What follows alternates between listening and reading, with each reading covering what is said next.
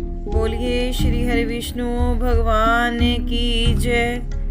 भगवान विष्णु जी के 15वें अवतार हैं भगवान वामन जी, जिनके विषय में हम पहले से ही चर्चा कर चुके हैं। अतः आज हम भगवान श्री विष्णु जी के 16वें अवतार भगवान हैग्रीव जी के विषय में ज्ञान अर्जित करेंगे। पृथ्वी के एकांड वन में विलीन हो जाने पर विद्या शक्ति से संपन्न भगवान विष्णु योग निद्रा का आश्रय लेकर शेषनाग पर शयन कर रहे थे। प्रभु की नाभि से सहस्त्रदल पद्म प्रकट हुआ। उक्त सहस्त्रदल कमल पर संपूर्ण लोकों के पितामह लोक सृष्टा सिंदूरारुण भगवान हिरण्यगर्भ व्यक्त हुए। परम तेजस्वी ब्रह्मा ने दृष्टिपात किया तो चतुर्दिक जल ही जल था। जिस पद्म पत्र पर लोक सृष्टा बैठे थे उस पर क्षीरोदिधायी श्री नारायण की प्रेरणा से पहले से ही रजोगुण और तमोगुण की प्रतीक जल की 2 बूंदें पड़ी थी। उनमें से एक बूंद पर अनंतहीन श्री भगवान की दृष्टि पड़ी तो वह तमोमय मधु नामक दैत्य के रूप में परिणित हो गई। वह दैत्य मधु के रंग का अत्यंत सुंदर था। जल की दूसरी बूंद भगवान के इच्छा अनुसार दूसरे अत्यंत शक्तिशाली एवं पराक्रमी दैत्य के रूप में व्यक्त हुई। उसका नाम कैटभ पड़ा। दोनों ही दैत्य अत्यंत वीर एवं बलवान थे। कमल नाल के सहारे वे दैत्यद्वय वहां पहुंच गए जहां अत्यंत तेजस्वी ब्रह्मा जी बैठे हुए थे। लोक पितामह सृष्टि रचना में प्रवृत्त थे और उनके समीप ही अत्यंत सुंदर स्वरूप धारण किए हुए 4 वेद थे।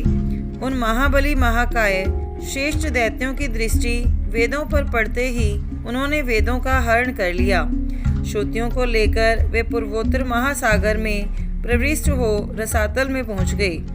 वेद ही मेरे नेत्र, वेद ही मेरी अद्भुत शक्ति, वेद ही मेरे परम आश्रय एवं वेद ही मेरे उपास्य देव हैं। श्रुतियों को अपने समीप न देखकर विधाता अत्यंत दुखी होकर मन ही मन विलाप करने लगे।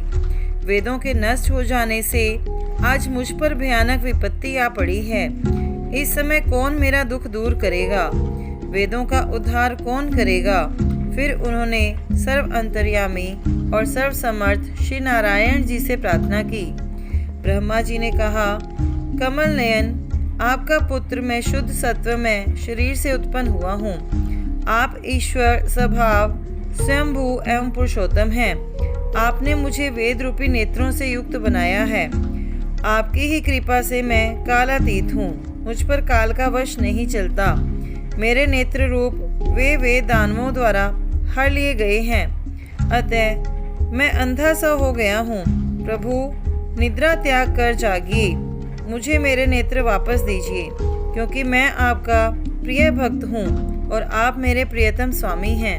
हिरण्यगर्भ की ये श्रद्धा भक्ति पूर्ण करुण स्तुति सुनकर देव देवेश श्री नारायण तत्क्षण अपनी निद्रा त्याग कर जग गए। श्रुतियों का उद्धार करने के लिए वे सर्वात्मा परम प्रभु अत्यंत सुंदर एवं कांतिमय हयग्रीव के रूप में प्रकट हुए। प्रभु की गर्दन और मुखाकृति घोड़े की सी थी। उनका वह परम पवित्र मुखारविंद वेदों का आश्रय था। तारक खचित स्वर्ग उनका मस्तक था और अंशुमाली की रश्मियों के तुल्य उनके बाल चमक रहे थे। आकाश पाताल उनके कान, पृथ्वी ललाट, गंगा और सरस्वती उनके नितंब तथा 2 सागर उनके भ्रू थे। सूर्य और चंद्र उनके नेत्र, संध्या नासिका, ओंकार संस्कार और विद्युत जिह्वा थी। पितृ उनके दर्शन, ब्रह्मलोक उनके ओष्ठ तथा काल रात्रि उनकी ग्रीवा थी।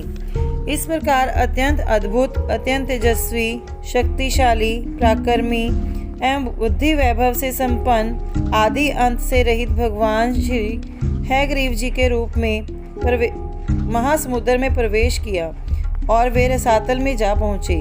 वहाँ भगवान श्री हैग्रीव जी ने सामगान का सस्वर गान शुरू किया। भगवान की लोकोपकारिणी मधुर ध्वनि रसातल में सर्वत्र फैल गई। मधु और कैटभ दोनों दैत्यों ने भी सामगान का वह चित्त आकर्षक स्वर सुना तो उन्होंने वेदों को कालपाश में बांधकर रसातल में फेंक दिया और उक्त मंगलकारिणी मधुर ध्वनि की ओर दौड़ पड़े। भगवान हयग्रीव ने अच्छा अवसर देखा। उन्होंने तुरंत वेदों को रसातल से निकालकर ब्रह्मा जी को दे दिया और पुनः महासागर के पूर्वोत्तर भाग में वेदों के आश्रय अपने हयग्रीव रूप की स्थापना कर पुनः पूर्व रूप धारण कर लिया। भगवान हयग्रीव वहीं रहने लगे। मधु और कैटभ ने देखा जहाँ से मधुर ध्वनि आ रही थी वहाँ तो कुछ भी नहीं है, अतः वे पुनः बड़े वेग से रसातल में पहुँचे। वहाँ वेदों को न पाकर वे अत्यंत आश्चर्यचकित एवं क्रुद्ध हुए। शत्रु को ढूंढने के लिए वे दोनों दैत्य तत्काल अत्यंत शीघ्रता से रसातल के ऊपर पहुँचे तो वहाँ उन्होंने देखा कि महासागर की विशाल लहरों पर चंद्रमा के तुल्य गौर वर्ण के सुंदरतम भगवान श्री नारायण शेषनाग की शैया पर अनिरुद्ध विग्रह में शयन कर रहे हैं। निश्चय ही इसी ने रसातल से वेदों को चुराया है। दैत्यों ने अट्टहास करते हुए कहा, पर यह है कौन? किसका पुत्र है? यहाँ कैसे आया और यहाँ सर्पशैया पर क्यों शयन कर रहा है? मधु कैटभ ने अत्यंत कुपित होकर भगवान श्री नारायण को जगाया। त्रिलोक के सुंदर विष्णु ने नेत्र खोलकर चारों ओर देखा तो उन्होंने समझ लिया कि ये दैत्य युद्ध करने के लिए कटिबद्ध हैं। भगवान उठे और उनका मधु और कैटभ दोनों महान दैत्यों से भयानक संग्राम छिड़ गया। श्री विष्णु जी का उन अत्यंत पराक्रमी दैत्यों से 5 सहस्त्र वर्षों तक केवल बाह्य युद्ध चलता रहा। वे अपनी महाशक्ति के मद से उन्मत्त तथा श्री भगवान जी की महामाया से मोह में पड़े हुए थे। उनकी बुद्धि भ्रमित हो गई। तब हंसते हुए श्री हरि ने कहा, अब तक मैं कितने ही दैत्यों से युद्ध कर चुका हूँ, किंतु तुम्हारी तरह शूरवीर मुझे कोई नहीं मिले। मैं तुम लोगों के युद्ध कौशल से अत्यंत प्रसन्न हूँ। तुम लोग कोई इच्छित वर मांग लो। श्री भगवान की वाणी सुनकर अहंकार के साथ दैत्यों ने कहा, विष्णु, हम तुमसे याचना क्या करें? तुम हमें क्या दोगे? वे भगवान विष्णु जी से कहने लगे, हम तुम्हारी वीरता से अत्यंत संतुष्ट हैं। तुम हम लोगों से कोई वर मांग लो। श्री भगवान ने कहा, यदि तुम दोनों मुझ पर प्रसन्न हो तो अब मेरे हाथ से मारे जाओगे। बस इतना सा ही मैंने वर मांगा है। इस समय दूसरे किसी वर से क्या लेना है? हम तो ठगे गए। भगवान विष्णु की वाणी सुन चकित होकर दैत्यों ने देखा सर्वत्र जल ही जल है। तब उन्होंने श्री भगवान से कहा, जनार्दन, तुम देवताओं के स्वामी हो, तुम मिथ्या भाषण नहीं करते। पहले तुमने ही हमें वर देने के लिए कहा था, इसलिए तुम भी हमारा अभिलषित वर दे दो। अत्यंत उदास होकर दैत्यों ने श्री भगवान से निवेदन किया, जहाँ पृथ्वी में जल में डूबी हुई ना हो, जहाँ सूखा स्थान हो, वहीं हमारा वध करो। महाभाग जल शून्य स्थान पर ही मैं तुम्हें मार रहा हूँ। श्री भगवान विष्णु जी ने सुदर्शन चक्र को स्मरण किया और अपनी विशाल जांघों को जल पर फैलाकर मधु कैटभ को जल पर ही स्थल दिखला दिया और हंसते हुए उन्होंने दैत्यों से कहा, इस स्थान पर जल नहीं है, तुम लोग अपना मस्तक रख दो। आज से मैं भी सत्यवादी रहूँगा और तुम भी। कुछ देर तक मधु और कैटभ दोनों महादैत्य भगवान की वाणी की सत्यता पर विचार करते रहे। फिर उन्होंने भगवान की दोनों सटी हुई विशाल एवं विचित्र जांघों पर चकित होकर अपना मस्तक रख दिया और श्री भगवान ने तत्काल अपने तीक्ष्ण चक्र से उन्हें काट डाला।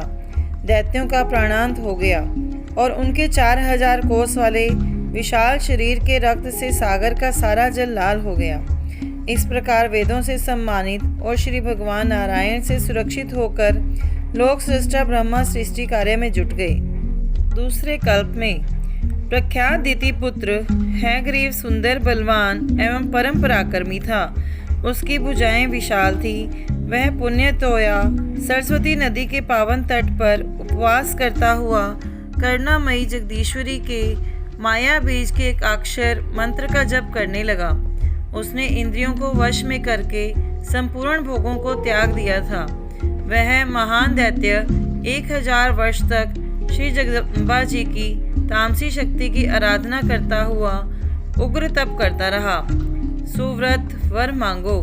करुणामयी सिंह वाहिनी ने प्रत्यक्ष दर्शन देकर हयग्रीव से कहा, तुम्हारी जो इच्छा हो मांग लो, मैं उसे देने के लिए तैयार हूँ। सृष्टि स्थिति संहारकारिणी कल्याणमयी देवी प्रेम से पुलकित नेत्रों में अश्रु भरे हयग्रीव ने भगवती जगदम्बा की स्तुति की। आपके चरणों में प्रणाम है। पृथ्वी पर, आकाश में और जहाँ कहीं जो कुछ है वह सब आपसे ही उत्पन्न हुआ है। आप दयामयी हैं। आपकी महिमा का पार पाना संभव नहीं। तुम इच्छित वर मांग लो। त्रिलोकेश्वरी भगवती ने हयग्रीव से पुनः कहा, तुमने अद्भुत तप किया है। मैं तुम्हारी भक्ति से प्रसन्न हूँ। तुम अभिलषित वर मांग लो। माता, मुझे मृत्यु का मुख ना देखना पड़े। हयग्रीव ने कृपामयी आराध्या से निवेदन किया, मेरी कामना है कि मैं अमर योगी बन जाऊं। दैत्यपते, जन्म के अनंतर मृत्यु सुनिश्चित है। देवी ने कहा, ऐसी सिद्ध मर्यादा जगत में कैसे व्यर्थ की जा सकती है। मृत्यु के संबंध में इस नियम को स्पष्ट समझकर इच्छित वर मांग लो। अच्छा, मैं हयग्रीव के द्वारा ही मारा जाऊं। हयग्रीव ने अपनी समझ से बुद्धिमानी की। वह स्वयं अपने को क्यों मारेगा। उसने दयामयी माँ से निवेदन किया, कोई दूसरा मुझे न मार सके। तथास्तु, देवी ने कहा, हयग्रीव के अतिरिक्त तुम्हें और कोई नहीं मार सकेगा। अब तुम घर लौटकर सानंद राज्य करो। जगदम्बा वहीं अंतर्ध्यान हो गई और दैत्यराज हयग्रीव भी आनंद मग्न हो अपने घर लौट गई। फिर तो उसने अनेक उपद्रव करने प्रारंभ किए। ऋषियों मुनियों को वह पीड़ित करने लगा। अनेक प्रकार से वह वेदों को सता रहा था। अपनी बुद्धि से अमरता के लिए आश्वस्त अत्यंत शूरवीर हयग्रीव अपनी असुरता अक्षरशः चरितार्थ कर रहा था। सत्य पुरुष एवं देवता उससे त्रस्त एवं व्याकुल थे, पर उसे पराजित करना या उसे मार डालना किसी के वश की बात नहीं थी। हयग्रीव सर्वथा निश्चिंत निसंकोच धर्म ध्वस्त कर रहा था। पृथ्वी व्याकुल हो गई। अंततः भगवान श्री हरि वेदों, भक्तों व धर्म के त्राण तथा अधर्म का नाश करने के लिए हयग्रीव के रूप में प्रकट हुए। श्री हरि का वह हयग्रीव रूप अत्यंत तेजस्वी व मनोहर था। उनकी शक्ति और सामर्थ्य का पार नहीं था। वे असीम बलशाली व परम पराक्रमी थे। उनके अंग अंग से तेज छिटक रहा था। अत्यंत अभिमानी व देवताओं के शत्रु दैत्य हयग्रीव का परम प्रभु श्री हयग्रीव से युद्ध छिड़ गया। बड़ा ही भयानक संग्राम था वह। दीर्घ काल तक युद्ध करता हुआ वह असुर हयग्रीव परम मंगलमय भगवान श्री हयग्रीव के द्वारा मार डाला गया। ब्रह्मादि देव समुदाय प्रभु श्री हरि जी की जय जयकार करने लगे। बोलिए श्री हरि विष्णु भगवान की जय। ओम नमो नारायण।